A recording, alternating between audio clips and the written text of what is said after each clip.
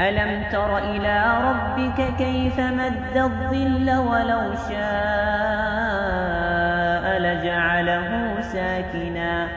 ثم جعلنا الشمس عليه دليلا ثم قبضناه إلينا قبضا يسيرا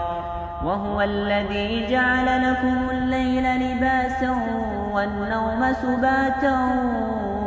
وجعل النهار نشورا وهو الذي أرسل الرياح بشرا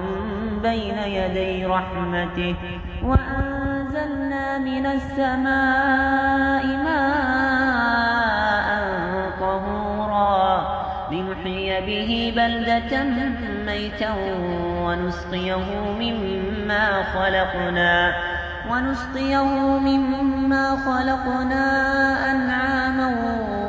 وأناسيا كثيرا ولقد صرفناه بينهم ليذكروا فأبى